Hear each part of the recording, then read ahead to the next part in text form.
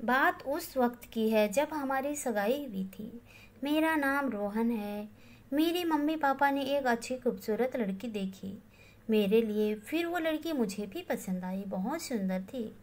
निशा नाम था उसका। अगले दिन हमारी सगाई थी। पापा ने मुझे कहा, बेटा कैसी लगी बहू? मैंने मुस्कुराते हुए कहा, अच्छी है पापा। उसके बाद 3 दिन हुए और हमारी सगाई का दिन आया। मैंने सोचा कि हमारे पति पत्नी के रिश्ते की डोर बंध रही है। कुछ देर के बाद वो लड़की निशा जिससे मेरी सगाई हुई थी, वो किसी और लड़के से बात कर रही थी। मैंने जाकर पूछा तो उस निशा ने मुझे कहा, वह लड़का मेरी सगाई की बधाई देने आया था। मैंने कहा ठीक है। फिर सगाई का समारोह खत्म हुआ और हमारी शादी 2 महीने के बाद फिक्स हुई। मैं बचपन से किताबें पढ़ता था और उसी किताबों से मैंने सीखा था कि रिश्ते क्या हैं और पति पत्नी के रिश्ते की अहमियत क्या होती है। अक्सर मैं हमेशा यही सोचता था कि मेरी एक अच्छी पत्नी होगी और हम दोनों एक दूसरे को बहुत प्यार करेंगे। बस मैं यही सोचता था हमेशा। ऑफिस के काम में मुझे पता ही नहीं चला और हमारी शादी का वक्त आ गया। 2 महीने के बाद हमारी शादी हुई। मैं बहुत खुश था और मेरा परिवार भी बहुत खुश था। घर में जो पत्नी और एक बहू आई थी। हमारी पहली रात की सुहागरात बहुत अच्छे से गुजरी। हम दोनों एक दूसरे के प्यार में इतने डूब गए कि हमें पता ही नहीं चला और हमारी शादी को 4 साल हो चुके थे। अब हमारे साथ एक छोटा सा बेटा भी था। हमारे पति पत्नी का रिश्ता अच्छे से चल रहा था। मैंने अपनी निशा को बहुत सारा प्यार दिया था और दुनिया की सारी खुशियाँ दी थी मैंने, जो एक पति को अपनी पत्नी को देनी चाहिए। मगर इन 4 सालों में कुछ ऐसे बदलाव आए थे मेरी पत्नी में जो मुझे पसंद नहीं थे। मैं सारा दिन ऑफिस का काम करता और निशा रोज कुछ न कुछ बहाना निकाल कर घर से बाहर जाती।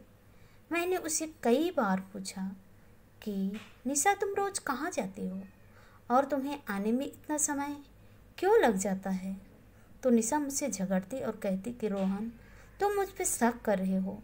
मैं घर के काम को लेकर बाहर जाती हूँ। मुझे कोई शौक नहीं घर से बाहर जाने का।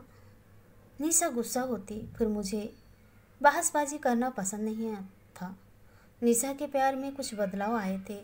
अब वो पहले जैसी नहीं रही थी। वो बिल्कुल बदल चुकी थी। मेरे मम्मी पापा 2 महीने के लिए बाहर चले गए थे। मैं सुबह उठकर ऑफिस चला जाता था और मेरी पत्नी सारा दिन अकेले घर में रहती। 1 हफ्ता बीत गया था। मम्मी पापा बाहर गए हुए। मगर एक दिन ऐसा आया, मेरी ज़िंदगी बर्बाद हो चुकी। उस दिन मेरे ऑफिस का काम कुछ जल्दी से ख़त्म हो चुका गया और मैं वक्त से पहले आज घर जा रहा था। जब घर आकर हमारे बेडरूम में देखा तो मैं देखता ही रह गया। उस बेडरूम में एक ही बिस्तर पर मेरी पत्नी किसी और आदमी के साथ सोई हुई थी और आप सोच सकते हैं कि उस वक्त मेरे दिल पे क्या गुजरी होगी।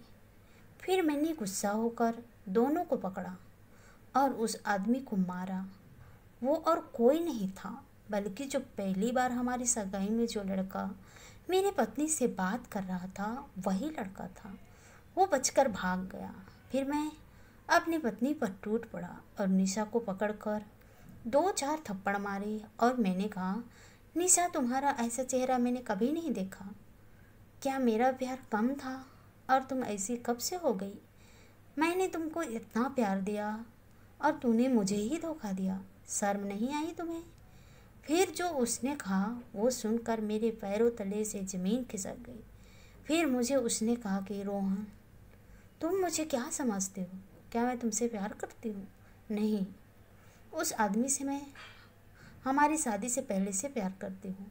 और पता है, जब हमारी सगाई हुई थी तो वो लड़का मेरे पास आया था। वो खुद नहीं आया था पर मैंने बुलाया था, ये कहने के लिए कि मैं शादी तो कर रही हूँ पर तुम वहाँ हमेशा आते रहना, मैं तुम्हें मिलती रहूँगी।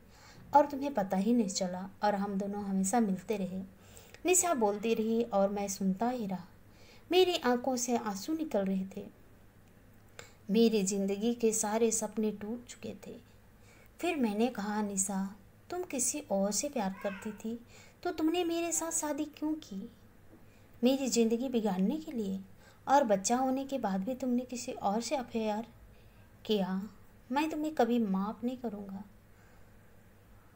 तब उस निशा ने कहा, रोहन, ये बच्चा तुम्हारा नहीं है। मैं शादी से पहले प्रेग्नेंट थी। इस बच्चे का बाप वो आदमी है, तुम नहीं। निशा की ये बात सुनकर मैं हैरान रह गया। ये औरत इतनी चालाक थी कि मुझे भनक तक नहीं हुई।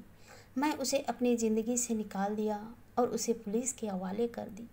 फिर पुलिस ने मेरे पास सबूत मांगा। मेरे पास तो कोई सबूत नहीं था, मगर एक सबूत था उसे सज़ा दिलवाने का। मैं हमेशा अपने बेडरूम के अंदर सीसीटीवी कैमरा लगा के रखता था, परंतु अपने बिजनेस के काम की वजह से वो रिकॉर्डेड चेक नहीं करता था। वो आज मेरे काम आ गया। फिर उस दोनों को 10 साल की सज़ा हुई। फिर वो बच्चा मैंने अपने ही पास रखा। बस यही है मेरी दर्द भरी कहानी आप सबसे। मेरा यही निवेदन है कि पति पत्नी के रिश्ते को समझें, रिश्ते की अहमियत को समझें। एक दूसरे के साथ ऐसा मत करें। पति पत्नी का रिश्ता एक पवित्र रिश्ता होता है। वही रिश्ता हमारी अधूरी ज़िंदगी को पूरी करता है। धन्यवाद।